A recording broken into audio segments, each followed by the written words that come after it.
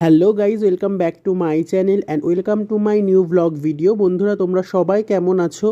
আমি খুব ভালো আছি। আমাদের একটা খুব বড় কিন্তু ঝড়ের সম্মুখীন প্রত্যেকেরই হতে হয়েছে। অনেক জায়গাতে তো প্রচুর ক্ষয়ক্ষতি হয়েছে, কিন্তু আমাদের এখানে তাও যতটা মানে ঝড়ের আশঙ্কা বা একটা আতঙ্ক সৃষ্টি হয়েছিল সেই তুলনায় কিন্তু ঝড়টা মানে হয়নি। এটা ভগবান যাই হোক একদিক থেকে রক্ষা করেছে। আমাদের বাড়ির অবস্থাটা দেখো, যত গাছপালা ছিল, পেঁপে গাছ, বেগুন গাছ, পদ্ম ফুলের মানে গাছ সব একদম নুয়ে মাটির সঙ্গে মিশে গেছে। সকালবেলা এগুলো দেখতে দেখতেই মনটা কিন্তু খুব খারাপ হয়ে গেছে। যাই হোক, এবার সকালটা আজকে প্রত্যেকেই বাড়িতে, মানে বাড়িতে বলতে বাবা কাজে গেছে, আদার্স আমরা যারা আজকে আমাদের কাজটা একটু কম আছে বলে আমরা বাড়িতে আছি। তো দেখো, সেদিকে মা রান্নাঘরে চলে আসলাম, মা কিন্তু রুটিটা করছে।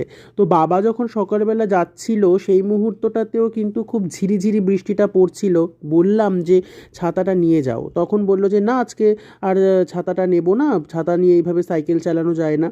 মনে হয় মাঝ রাস্তাতে গেছে আর তখনই বৃষ্টিটা নেমে গেছে। আর কি করব। যাই হোক, জানি না মানে কতটা কি ভিজেছে। এবার এই যে মানে 11টা নাগাদ বা 10:30 নাগাদ মা আবার একটু বাজারে যায়। তো এইভাবে মানে সব আমাদের খাবার দাবার রেডিও হয়ে গেছে, মা আমাদের খেতে দেওয়ার জন্য ডাকছে। বোন তো ওই দিকটাতে মানে ফোন দেখছিল, যেহেতু কারেন্ট নেই, কিছু ভালোও লাগছে না ঘরের মধ্যে। দেখো, তোমরা ভিডিওটা দেখলেই বুঝতে পারবে কেমন একটা অন্ধকার অন্ধকার ভিডিও হয়েছে। যাই হোক, খেতে বসার পর মা খেতে দিল। মানে খাবারের মেনুতে ছিল সকালবেলার যেহেতু খাবার, রুটি ছিল, ঘুগনি ছিল, আর ফ্রিজের আগের দিনের চিকেন রাখা ছিল, সেই চিকেনটা হলো।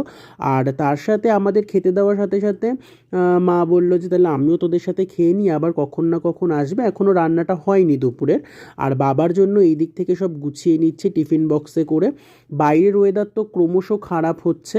তা আমি বোনকে বললাম যে মানে খাবার দাবারটা হয়ে গেলে তো একটু জায়গাটা পরিষ্কার করে নিস। তো আজকের ভিডিওটা মোটামুটি যেহেতু অনেক দিন পর বানালাম, তা ভাবলাম যে একটু ছোট করেই বানানো যাক।